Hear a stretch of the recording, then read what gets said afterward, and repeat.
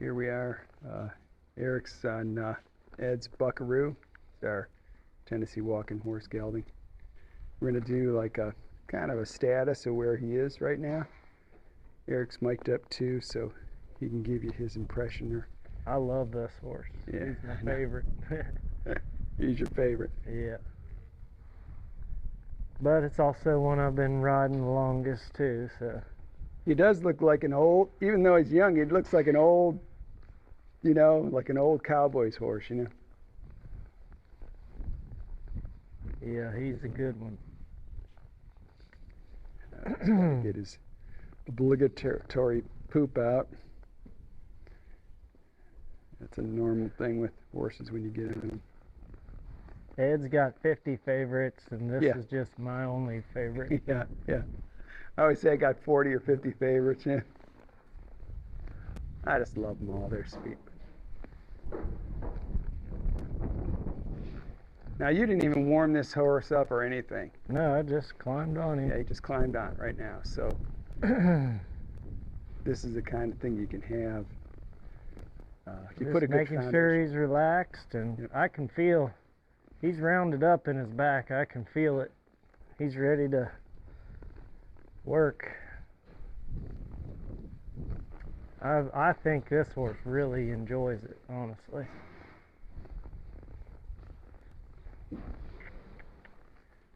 Yeah, look at that. And I just kiss a little bit. I don't put extra leg. I just put it on there and kind of kiss, and that's the cue to amp it up just a little bit more.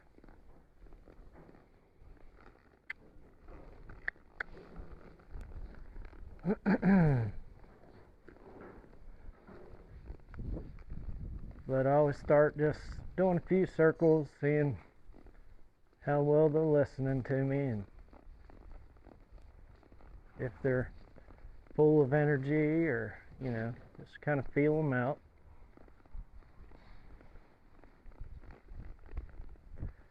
As long as they're in a good mind frame of listening and wanting to learn, then I'll try to teach them something.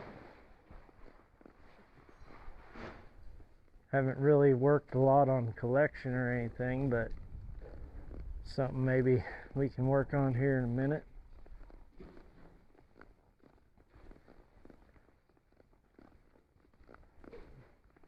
I always want to make sure that they understand the basics very well before I try stuff like this, collection.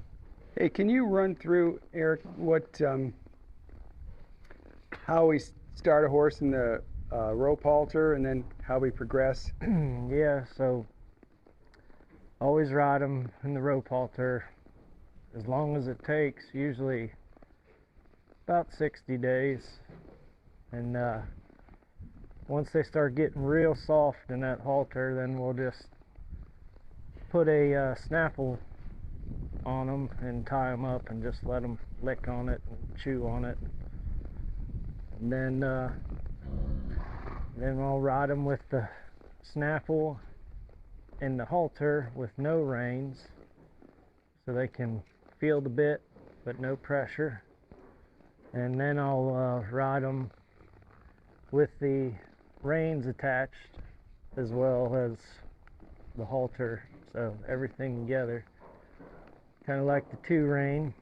And once they're really soft, which they should basically be soft right away, but they're not going to be used to the bit pressure, so you may have to, you know, a lot of times I'll ride them with both reins, then I'll drop the halter reins, just use the bridle, and if something arises, then I got my halter reins there, so where I can bump and jerk a little bit and not have to do that on their mouth.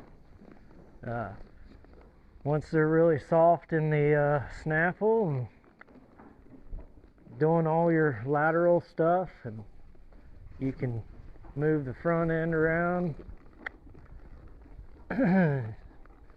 you can move the hind front both ways. He kind of knows what's coming, which is funny, but You should be able to disengage your hindquarters.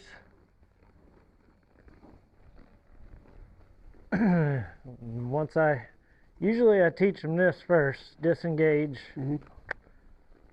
And right there, he's showing me right there, he needs a little help.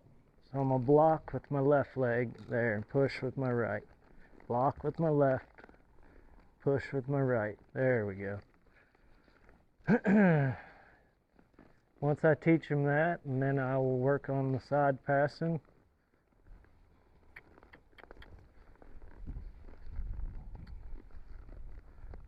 And I do all this in the halter Mm-hmm. before I go to the snaffle. Mm-hmm. He's getting a little confused right here. I want him to go sideways. He's thinking hind end, sideways.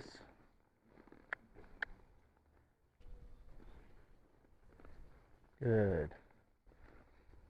And once you can do all that with your snaffle, then you can change bits. Now this is definitely a lot different pressure than a snaffle would be. But you got to be able to do it on a loose rein when you are riding in the snaffle bit. That's my opinion anyway. Mm-hmm. If you can't do it off your body and seat, then you're not ready for a bit like this. But yeah, he's riding around pretty good and paying pretty good attention. So I'm going to work on getting him a little collected here. See how I just lift up, get him to give to that pressure.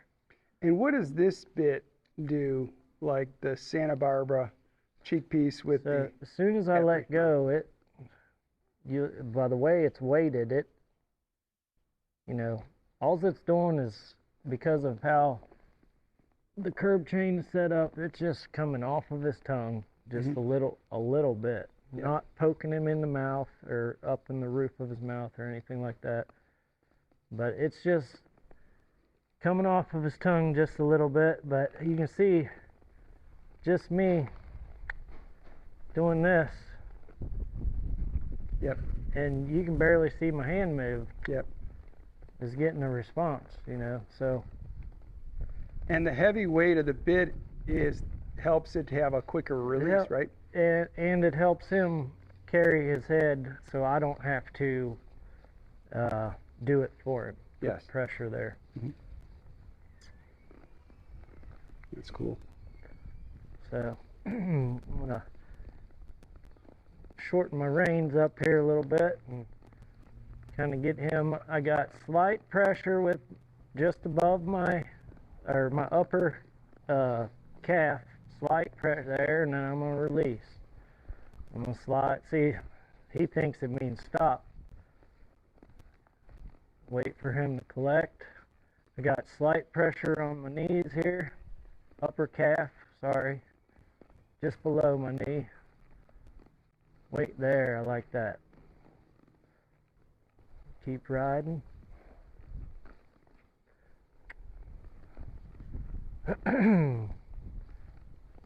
This time I'll make him do it a little bit longer. Try and get him to hold there. That's what I like right there. See, I tried for too much right there. Okay? Yep. That's a perfect example of getting greedy. Yep.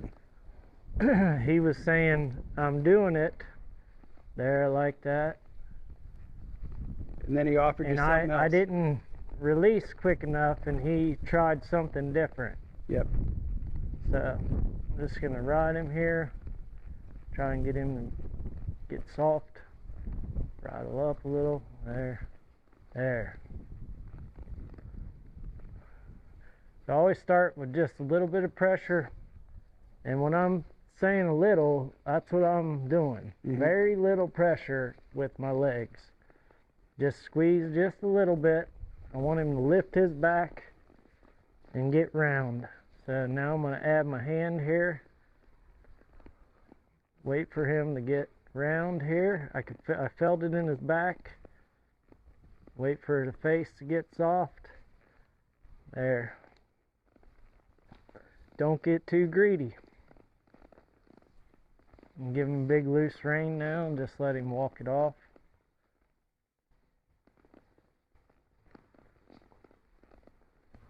And you're trying to get him to associate a natural headset that is good for his balance. So I don't know if you just seen that, but what I did was I squeezed just slightly right here, and he shaped up his body there. That's Yep. what I'm looking for. Yep. I don't want to have to use these hands. Yeah.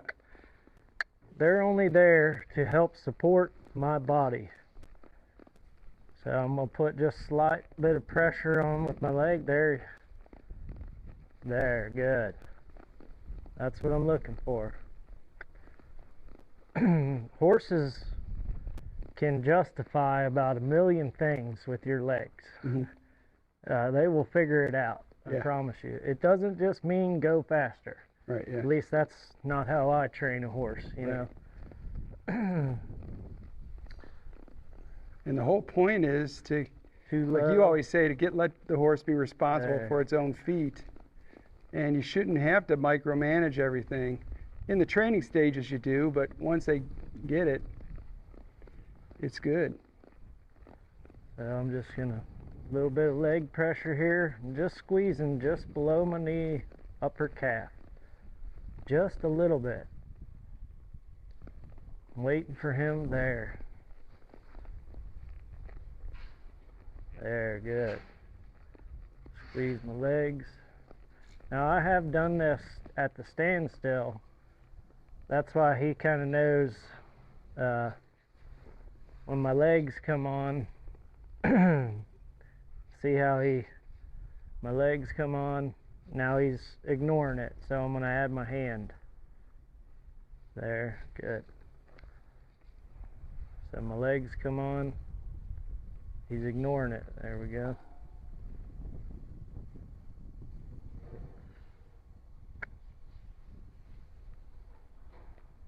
There we go. Good. Forward.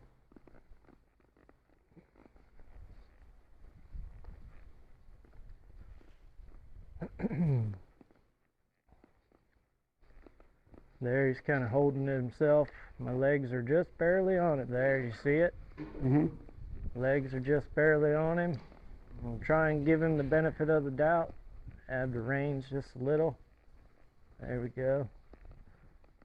There, good. Good. Love how good he stops. Gosh, yeah. I love this horse, honestly. Yeah. And this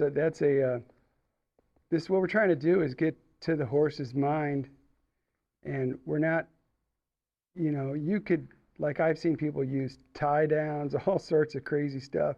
It's all mechanical. But if you get to the horse's mind, what you're trying to do is kind of, like, say you're a personal trainer and you got a newbie's going to be working out. Well, you got to show them how to lift right, lift with your legs, not your back, get the proper form, all this kind of stuff. And so that's what he's trying to do is help him to get into an athletic form that is really good for riding, so that the horse's body doesn't break down, but it just builds up and builds up, and he becomes stronger and stronger and better. And this way, when you do like this, it takes a long time, but you can get a horse that you can ride for decades, Like if he'd raised the head just a little bit. There we go. There. You got to be picky about where you want it. There, right there.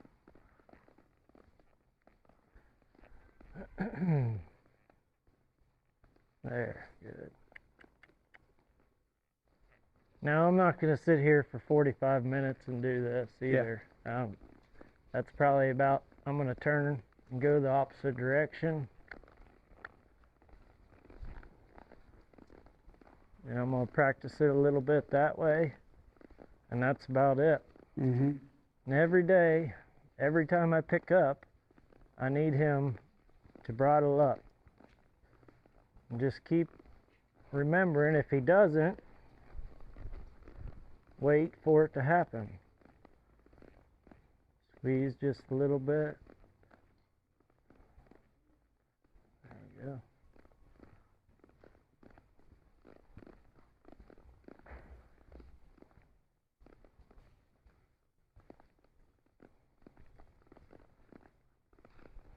once he can do this real good at the walk, then I'll do the speed it up a little bit. Mm-hmm. Good boy. He is a really good boy. Good.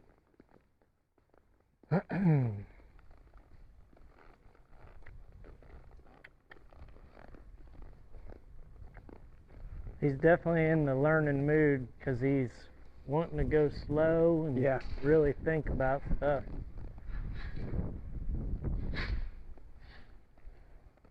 Yeah, this is what Pat Puckett calls the disciplined ride. So that's just me squeezing just a little bit with my hand. See how he's lowering his head? Now I can raise that head and set it where I want with the reins. Right there. Good. And I can just keep practicing this. There, good.